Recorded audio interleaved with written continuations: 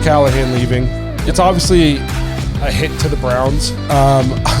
I do find it funny though that maybe this happens in other fan bases, but like he left and it was like the sky was falling online. Like, we'll never recover from this. Damn it! And listen. We are huge Bill Callahan fans. Yes. We know what he's done for the Browns this year and throughout his years being in Cleveland. Getting some of these practice squad players to play at a level where we can be competitive and make the playoffs when we're on fourth and fifth string tackles. But does any other team, like, do other teams when they lose offensive assistant coaches, like not even coordinators, they're losing an offense? Do other teams' fans like lose their minds about this kind of stuff, or is this just a Cleveland thing? I mean, I feel like that's a two-part question, but I would say, so is it a tough loss? Yeah, absolutely. He's probably one of the best offensive line coaches in the game right now. I don't think that we would argue that, correct? He's very, very good at what he does. Some of the guys that he's gotten prepared over the last few years just to come in, I mean, who was it? Blake Hance was doing snaps in a parking garage, and he played, starter reps.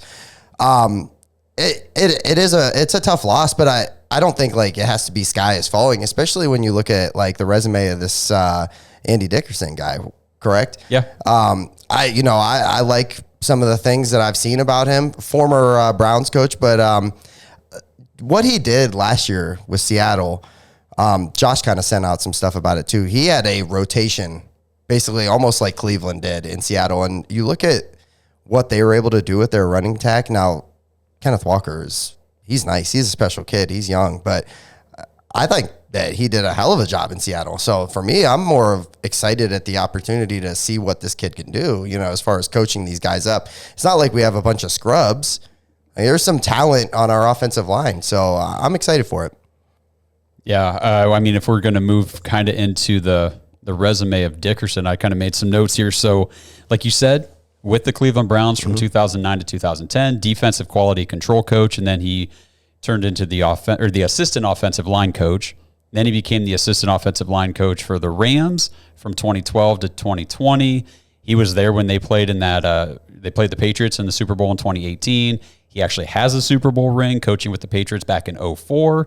Back then he was just an operations assistant, but he was hired as the run game coordinator, which I thought was interesting considering how bad our run game was this year. So run game coordinator in Seattle, then promoted to the offensive line coach in 2022, kept that position in 23. And we've talked about him on this show, Brad Moneymaker, in the Discord saying, hey, who is this guy? He's the first guy that the Browns brought in to interview for the open offensive coordinator position this offseason, like immediately. And when we started looking ahead at the probability that Brian Callahan was going to get hired, Bill Callahan would probably want to go coach with him. Yeah. Then the fact that they brought Andy Dickerson in for the OC position all started to make sense. It was like they're getting ahead of the game here. Mm-hmm. They're bringing in the guy that they want if and when Callahan leaves. And that's exactly how it played out. I think if you fire off, Blake, I think an interesting thing with Callahan that I heard, though, was he was pretty much a big organizer and in charge of basically all of our screen game offense, which I think that's another aspect that, like, we do that a lot. We do that well. So I think that's something interesting. We'll see how that translates with this new offense going forward. But, I don't think sky's falling. And, good for him. I don't blame him for wanting to go and coach for his son. And I mean, Bill Callahan, he's probably only got a few years of coaching left, you would imagine. He's not going to be in the league forever. He's an older guy. He's obviously wants to go and help his son, make sure his son's going to be successful. Yeah. Like, if you're a dad, how cool is that to watch your son become a head football coach in the NFL and you have a chance to go help ensure his success? You're obviously going to want to do it. I saw some comments on Twitter, or X, formerly known as Twitter, in our YouTube comments talking about they couldn't believe the Browns let him just walk, didn't try to get any compensation for the lateral move. Where do you guys stand on this? Because in my opinion, why would you block that? If you're Cleveland and you block that, that's a terrible look. But you let him go. I mean, Bill Callahan's been in this league forever. So and he's got connections and people know him. So now you let him leave. You let him leave on good terms. You encourage it, in fact.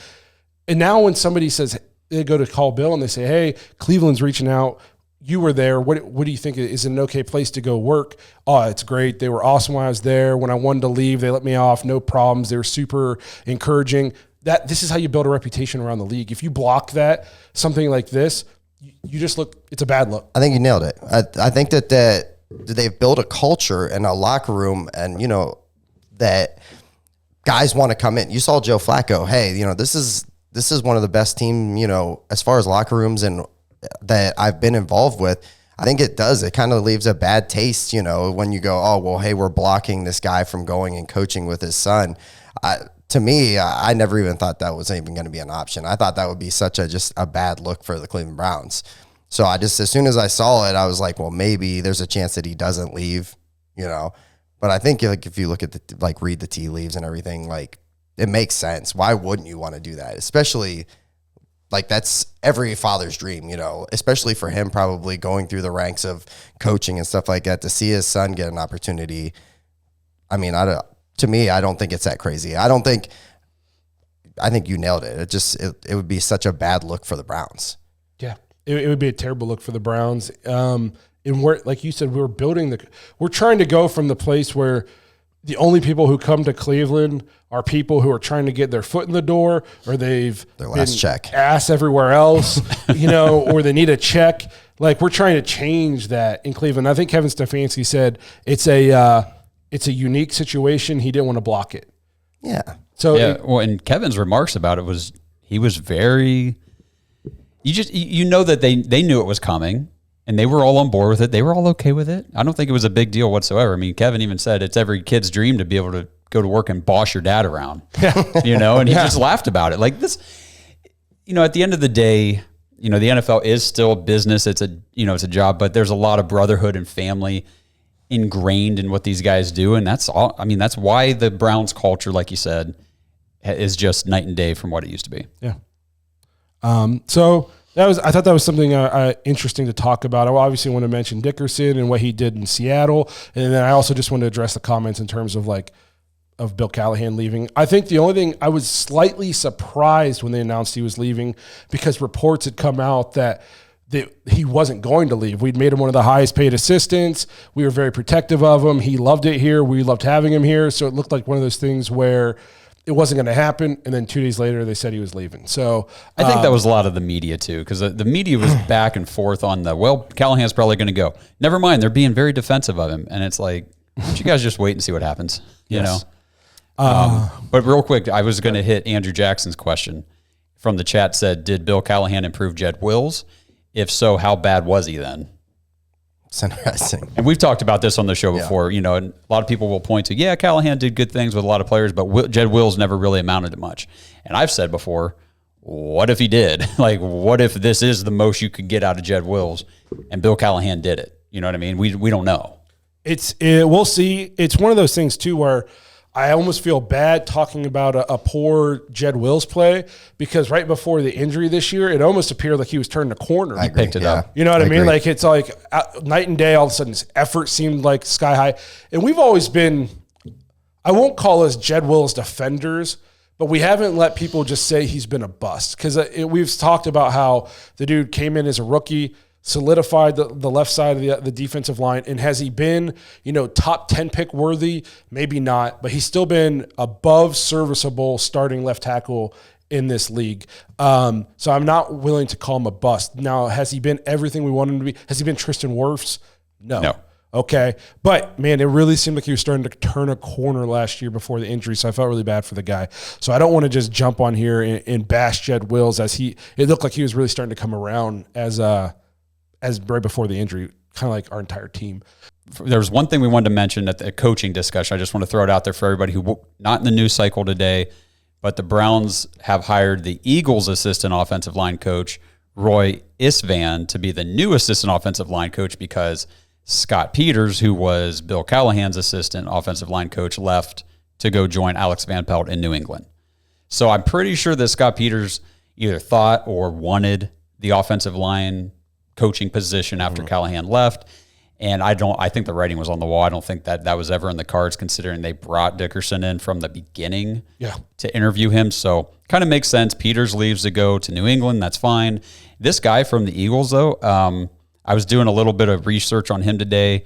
I think they said like 30 plus years in college. He was an offensive coordinator for 5 different college teams, has the last 5 years in the NFL with the Eagles as their assistant offensive line coach. They had one of the best offensive lines in football. And his first year there was when Andrew Berry was there. So there's some familiarity there. Like, these guys know each other.